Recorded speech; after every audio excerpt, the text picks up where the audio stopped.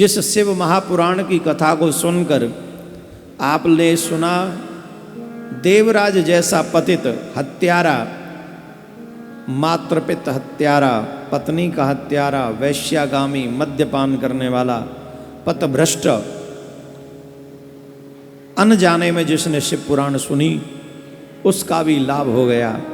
आप कल्पना करके देखिए, जो अनजाने में शिव पुराण कल्याण कर देती है, आप लोग जानबूझ के शिव जी की सेवा कर रहे हैं, वो भी कहाँ, श्रीधाम वृंदावन में, जहां भूत बावन भोलेनाथ गोपेश्वर महादेव से बैठे हैं। यहां पर हर दिन बाबा गोपी बनकर बैठे हैं। उस श्रीधाम में आप बाबा के अद्भुत विग्रहों का निर्माण कर रहे हैं। अनंत योनियों से बच जाएंगे मेरे प्यारे, अनंत योनियों से। कितनी योनियों में हमको जाना पड़ेगा, उससे बचा लेगी ये पार्थिव सेवा हमको, उसका अभिषेक, उसकी सेवा बचा लेगी हमें। सच मानिए, इसका एक बहुत बड़ा चमत्कार हमारी लाइफ में होगा, हम सब की लाइफ में होगा। आप और हम चाहे इसके महत्व को आज न जाने, लेकिन जब इसका फल हमारे सामने आएगा तो आप और हम संभाल नहीं सकेंगे उस फल को। ऐसा फल है इसका। इसका क्या फल है? थोड़ा सा शिव पुराण के परिचय में जो सूत जी महाराज ने सौनकादिक ऋषियों को कहा है, वो हम आपको श्रवण करा दें। तावत् स्वरूपम दुर्बोधम शिवस्य महतामपि यावस्य पुराणम ही नोदयस्यति जगत्ययो। महान व्यक्तियों के लिए भी तभी तक शिव का स्वरूप दुर्बोध्य है, जब तक इस जगत में शिव महापुराण उदय नहीं होगा। जब शिव पुराण को हम लोग सुन लेंगे, श्रवण कर लेंगे, तो हमें शिव तत्व का जो शिव स्वरूप है उसकी जानकारी हो जाएगी। हम लोग अनजान कब तक रहेंगे? जब तक शिव पुराण की कथा ना सुन लें। क्रूर यमराज के दूत भी हमारा पीछा तभी तक करेंगे जब तक हमारे श्रवणों में शिव महापुराण की कथा न पड़ी हो। अभिप्राय है, जिन मनुष्यों के श्रवणों में शिव महापुराण की कथा पड़ गई है, क्रूर से क्रूर यमराज के दूत भी उनका पीछा नहीं कर सकते, उनका पीछा छोड़ देते हैं। ये तो शिव ने, यमराज ने कह रखा है। जिनके माथे पे त्रिपुंड हो, गले में रुद्राक्ष हो, शिव पर जिब्या पर शिव शिव नाम हो, जिसके कानों में शिव पुराण पड़ा हो, कभी ऐसे लोगों का पीछा मत करना और उन्हें मेरी यमपुरी में मत लाना। ये यमराज ने कहा है अपने दूतों से। ये कितनी बड़ी बात शिव महापुराण में लिखी है। एतत् शिव पुराणम ही चतुर्दश्यामुपोषितः शिव भक्त सभायायो सभायां यो व्याकरोति स उत्तमम्। जो चतुर्दशी तिथि के दिन उपवास करके इस शिव पुराण का शिव भक्तों को समाज में पाठ करता है, जैसे अधिक मास में हम पाठ कर रहे हैं और आप सुन रहे हैं, ध्यान से सुनिए, सुनिए ध्यान से। ये जो आप लोग जो घरों में शिव पाठ, एक माता जी हमसे पूछ रही थी, महाराज हम घर में शिव पुराण का पाठ कर सकते, सुना सकते घर में अपने घर के बच्चों को। हमारे घर पहले संस्कारवान इसीलिए हुआ करते थे क्योंकि पहले घर के बुजुर्ग या सीनियर लोग या माँ बाप रामायण पढ़ते थे, बच्चों को सुनाते थे। आजकल माँ बाप टीवी ऑन करके सीरियल देखते रहते हैं, ऐसी ऐसी कहानियां देखते रहते हैं। बच्चे सोचते हैं कि मम्मी बड़ी हो जान दे, हमें फिर देखेंगे, तो ऐसी षड्यंत्र तेरे खिलाफ करेंगे हम। कितने लोग तो ऐसे हमारी खरी खरी सुनने के बाद हम जाएंगे नहीं, बहुत बोलते महाराज, आना ही बंद कर दिया उन्होंने। हालांकि हम पे कोई फर्क नहीं पड़ता, वो लोग चले गए, कोई और आ गए, इससे कोई फर्क नहीं पड़ता कौन आया कौन गया। लेकिन सच यह है कि बार बार सुनने के बाद भी सुधरने का संकल्प तुम्हारे मन में ना हो तो तुम्हारा सुनना बेकार है। सुनाना बेकार नहीं है, सुनना बेकार है। एक तरफ तो भगवान की भक्ति करना चाहते हो, दूसरी तरफ टीवी सीरियल और मूवी देखते हो, कैसे काम चलेगा बताओ? दो नाव में पांव रखें तुम्हारे, गड़बड़ हो जाएगा। सुनो, जो शिव चतुर्दशी तिथि के दिन उपवास करके इस शिव पुराण का शिव भक्तों को समाज में पाठ करता है, वह श्रेष्ठ पुरुष, वह व्यक्ति शिव पुराण के प्रत्येक अक्षर के संख्या के अनुरूप गायत्री के पुरुष चरण का फल प्राप्त कर लेता है।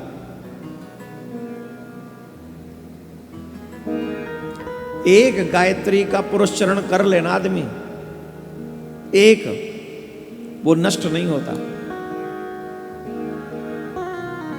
वो नष्ट नहीं होता। गायत्री मां उसे नष्ट नहीं होने देती, तुरंत उसका कल्याण हो जाता है एक पुरुष चरण में। और यहां प्रत्येक अक्षर लिखा है, अक्षर की संख्या के अनुरूप गायत्री पुरुष चरण का फल उसे प्राप्त हो जाएगा जो इसका पाठ करेगा। वाह, क्या बात। और इस लोक में सभी अभिष्ट सुखों की भोग कर वो अंत में मोक्ष प्राप्त कर लेगा। जो चतुर्दशी की रात में उपवास पूर्व जागरण करके शिव पुराण का पाठ करता है या इसे सुनाता है या उसका पुण्य फल प्राप्त करता है, कुरुक्षेत्र आदि सभी तीर्थों में पूर्ण सूर्य ग्रहण में अपनी शक्ति के अनुसार विप्रों को और मुख्य कथावाचक को धन देने से जो फल प्राप्त होता है वही उस व्यक्ति को प्राप्त हो जाता है। यह सत्य है, यह सत्य है, इसमें कोई संदेह नहीं है। तत्फलम संभयस्तस्य सत्यम सत्यम न संशय।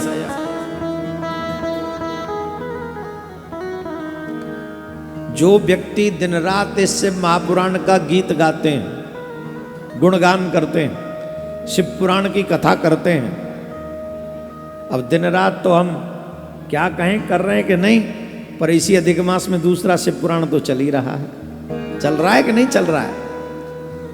तो ऐसे लोगों का क्या होता है, ये जो गुणगान करते शिव पुराण का, उनका क्या होता है? जो शिव महापुराण का दिन रात गुणगान करते हैं, ऐसे लोगों का इंद्रादि देवता गण उसकी आज्ञा की प्रतीक्षा करते हैं। देवराज इंद्र वगैरह भी जितने भी देवता हैं सब चाहते हैं कि आप कुछ आज्ञा करो, और तभी तो बोले महाराज हमें आशीर्वाद दे दो, चलो तुम्हारा ये हो जाएगा, ये हो जाएगा। कौन करता है? देवता ही तो उस आशीर्वाद को फलीभूत करते हैं। कुछ हमारे परिवार शिष्य परिवार हैदराबाद से आए, वो ये लाए थे। अब आप सोच रहे होंगे ये और नया ड्रामा पहन लिया। हमने पहना नहीं है, हमारे एक हैदराबाद से एक भक्त आए थे और उन्होंने कहा महाराज ये पहन लो। हमने कहा हम पहन लेंगे, सिंह से बन रहे हैं। वैसे भी भोले बाबा पत्नी से बड़ा प्रेम करते हैं अपनी से, और उन्हीं की पत्नी की सवारी सिंह है, तो बाबा इसको देख लो बाबा, सफ़ेद है बाबा, तो देखेंगे तो खुश हो जाएंगे कि बच्चा ने कथा तो कर रहा है पर सिंह धारण किए हुए, तो बाबा प्रसन्न हो जाना, और जो चेला लाया उसका ध्यान रखना। हैदराबाद से लाया, बताओ, बगल से नहीं आ सके, लेकिन पार्थिव शिवलिंग बनाने कहां से आए? हैदराबाद से, तेलंगाना। कुछ लोगों के मन में अपार निष्ठा होती है भगवान के प्रति, वो जगह नहीं देखते, वो दौड़ पड़ते, जाना भगवान से मिलना। जिनके मन में ऐसी ललक होती है, जो इफ व्हाट व्हेन सब भूल जाते हैं और सिर्फ भगवान की तरफ दौड़ लगाते हैं, ठाकुर जी कभी उनका हाथ नहीं छोड़ते, भूत बाबन भोलेनाथ कभी उनका हाथ नहीं छोड़ते, उनका कल्याण करके ही पीछा छोड़ते तो नहीं, फिर भी ले ही जाते अपने धाम में। क्या बोलना पड़ेगा? ऐसे नहीं, जोर से। अब सुनिए, इस शिव पुराण का पाठ करने वाला और सुनने वाला व्यक्ति जो श्रेष्ठ कर्म करता है उसका कोटि गुना फल मिलता है। आप शिव महापुराण सुन रहे हैं, इस समय अगर आप एक दीपक जलाएंगे प्रिया कांजू के मंदिर में, तो करोड़ दीपक जलाने का फल मिलेगा। इस समय 100 रुपये दान करेंगे तो 100 करोड़ रुपये दान करने का फल मिलेगा। जो भी शिव पुराणी कथा यहाँ सुन रहे हैं अथवा टीवी पे और यूट्यूब पे कहीं भी सुन रहे हैं, मैं नहीं कह रहा हूं। श्लोक संख्या 33 विश्वेश्वर संहिता आप अपने आप से पढ़िए। हम नहीं कह रहा हूं, हम नहीं ना कहता हूं जी, कुछ भी मिलावट ना कर रहा हूं। हम जो इसमें लिखा है वही बोल रहा हूं, तो ध्यान से सुनिए। एतत्स्य पुराणम ही पठयन् श्रवण ही नित्सयः एतत् करोति सत्कर्म तत्कोटि गुणतम भवेत्। जो मनुष्य शिव महापुराण की कथा को सुनता है और उसके बाद कोई सत्कर्म करता है, सुनते सुनते सुनने के बाद कोई सत्कर्म करता है, उसको कोटि गुना, उसे कोटि गुना फल प्राप्त होता है। जिस दिन अधिक मास पूर्ण होगा, जितने भी शिव महापुराण अभी सुन रहे हैं या टीवी पे यूट्यूब पे सुन रहे हैं, मेरी एक बात मान लेना, जो तुम्हारा मन करे वही प्रियाकांत जी की गौशाला के लिए उस दिन अवश्य दान करना। कुछ भी जो तुम्हारा मन करे, हम नहीं कह रहा हूं क्या करना है, हमारे लिए नहीं, प्रियाकांत जी की गौशाला के लिए, जो गौ माता जिसको ग्रहण करे, पहली बात। दूसरी बात, उसी दिन अमावस के दिन, जिस दिन ये शिव महापुराण पूरा हो, उस दिन ज्यादा से ज्यादा दीपक प्रियाकांत जी के मंदिर में जलाना, जिससे तुम्हारे जीवन के तमाम अंधकार उससे नष्ट हो जाए। अपने गुरु के वचनों पर विश्वास करके दो काम कर लेना हो बस। अमावस के दिन जितने चाहो दीपक जलवाना यार, और प्रियाकांत जी की गौशाला के लिए कुछ न कुछ जो तुम्हारा बस हो, गौ माता के लिए उस दिन करना। क्यों? क्योंकि गौ माता में 33 कोट देवी देवता वास करते हैं। अगर देवी देवताओं के निमित्त 33 कोट देवी देवताओं के निमित्त आप थोड़ा सा निकालेंगे, फिर उसका करोड़ों गुना लाभ करो, फिर अमावस का लाभ करो, फिर अधिक मास का लाभ करो। उस दिन का पुण्य लाभ कोई काउंट नहीं कर सकेगा, कितना फल मिलेगा आपको। आप सभी जो मुझे यहां सुन रहे हैं अथवा देश विदेश में सुन रहे हैं, इस शब्द पर विश्वास कीजिएगा। शिव महापुराण के, शिव पुराण सुनने वाले लोग, कहने वाले लोग अगर शिव पुराण सुनने के बाद कोई सत्कर्म करते हैं तो उसे कोटि गुना, 1 करोड़ गुना ज्यादा फल मिलता है। इसलिए इस कार्य को भली भांति, जो भली भांति ध्यान पूर्वक उसमें भी श्री रुद्र संहिता का पाठ करता है, वह यदि ब्रह्मगाती भी हो तो ब्रह्मगाती पाप से भी उसको मुक्ति प्राप्त हो जाती है। बोलो राधे राधे। ऐसे नहीं, जोर से बोलना पड़ेगा। और बता रहा हूं अच्छे काम, ध्यान से सुन लो। अब क्योंकि अधिक मास पूरा हो रहा है तो और अच्छे काम बता रहा हूं शिव पुराण के अनुसार, नोट कर लो। ताम रुद्र संहिताम यस्तु संपठेत बटविल्लवयो प्रदक्षिणाम प्रकुर्वा वारणो ब्रह्म हत्या निवर्तते। जो व्यक्ति बट और बिल्व वृक्ष की प्रदक्षिणा करते हैं, उस रुद्र संहिता का पाठ करता है, वह ब्रह्म हत्या के दोष से भी छुटकारा प्राप्त कर लेता है। इस अधिक मास में जो जो अपने घर हैं वो, या यहां भी कहीं बिल्व का वृक्ष लगे दिखाई पड़े, तो सोमवार को या अमावस को बिल्व वृक्ष की परिक्रमा जरूर करना, अवश्य करना। बिल्व वृक्ष के नीचे बैठकर माला करने का फल जानते हो कितना है? एक माला 1 करोड़ फल देगी, एक माला 1 करोड़ मालाओं का फल देगी। एक साधु को, कोई ऐसे साधु हों जो शिव को मानने वाले हों, जिनके सर पे जटा हो, रुद्राक्ष धारण किया हो, भस्म उन्होंने लगाई हो, ऐसे शिव भक्त को जो मनुष्य बिल्व वृक्ष के नीचे बैठाल कर भोजन कराता है, वो करोड़ों करोड़ों लोगों को भोजन कराने का फल प्राप्त कर लेता है, मात्र एक साधु को या एक शिव भक्त को भोजन कराने के बाद। हाँ, धीरे ताली बजाओ।